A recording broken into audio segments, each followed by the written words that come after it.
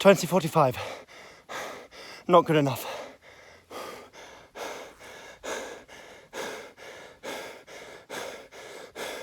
Breath-wise, I felt good pretty much the whole way, but I had so much fatigue in my legs. We've had activities with school on Monday, Tuesday, Wednesday and Thursday, and I hit taekwondo yesterday on Saturday, so mainly the Wednesday and the Thursday were like maximum effort sprint type stuff, and I trained taekwondo yesterday, so yeah.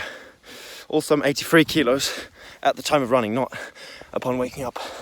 So yeah, heavier plus fatigue. But this isn't okay. I'm gonna bulk to 90 kilos, then I'm gonna cut to 85. The goal is to run sub 20 on this course at that 85 kilo final body weight.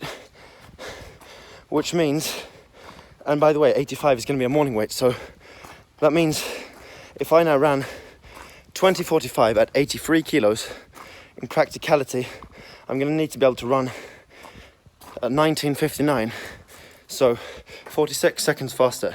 Then at 87 kilos instead of 83, meaning 4 kilos heavier and 46 seconds faster is the goal.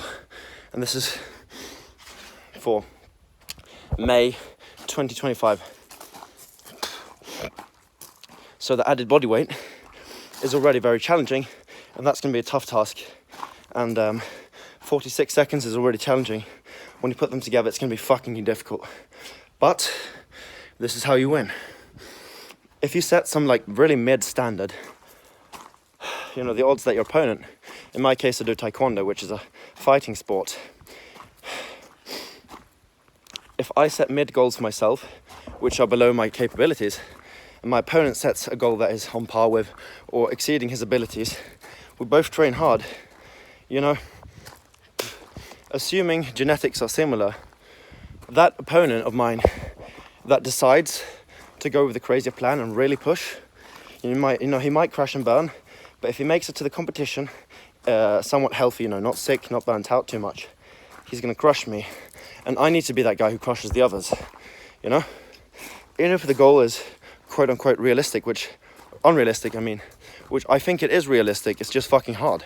You know, there's a difference between difficult and impossible, and most of the time shit's just really difficult and it's absolutely possible. So that's the goal.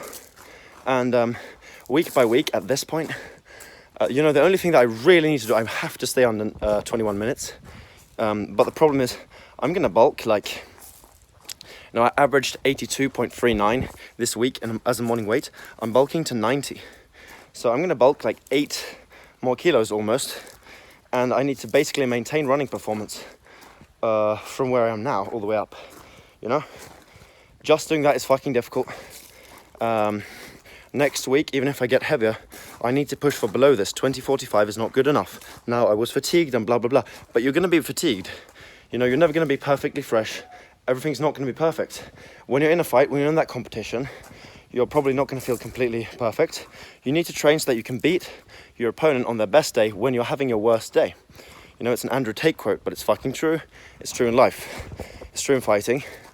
You know, if you're equally as good as your opponents, it's a 50-50 chance.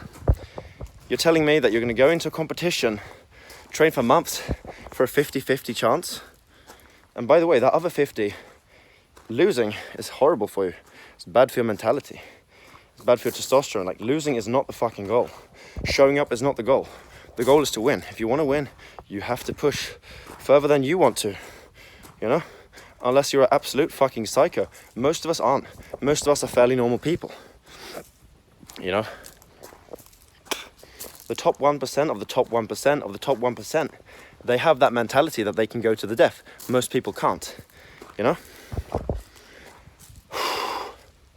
There's a chance you're going to fight against one of these guys, in my case, you know? There's a chance I might end up face to face with an absolute, literal psychopath who doesn't give a shit about his own feelings or others' feelings, and he will go until his body breaks or until you die. If you're going to fight those types of people, and that can happen, you need to train like a fucking psycho yourself. Not optional, you know? Obviously, this advice is for competitive people. for most of you guys, push yourself reasonably hard, take care of your body, and reap the benefit. But if you're gonna go and you're gonna compete, you're gonna fight, you're gonna get that last 10 to 20%, you know? That difference between being, you know, really good and being like the best. You have to make some fucking sacrifices, man. You know? And if you don't want to make those sacrifices, don't compete or just accept defeat, you know? And I don't want to accept defeat. I'm going to put my body through this. Obviously, I'm taking care of it. I'm making sure to get the adequate recovery in most of the time. Sometimes it's almost impossible, but I'm trying. But I'm hell-bent on competing in May in Taekwondo. I'm going to do it. There's no backing down. It's not optional. I have to finish what I started. It's going to be very difficult. I'm in university and I have every excuse. But it's not like my opponents don't have a life either, you know? Taekwondo is an amateur sport. We don't make any money from this. They have jobs too. They go to university too, you know? Some of them have kids. Some of the guys I'm going to fight literally have children, you know? I'm in the 18 to 35-year-old age category. You're telling me a grown man with a 9-to-5 job and children is going to outcompete me, you know? Yeah, fuck all that.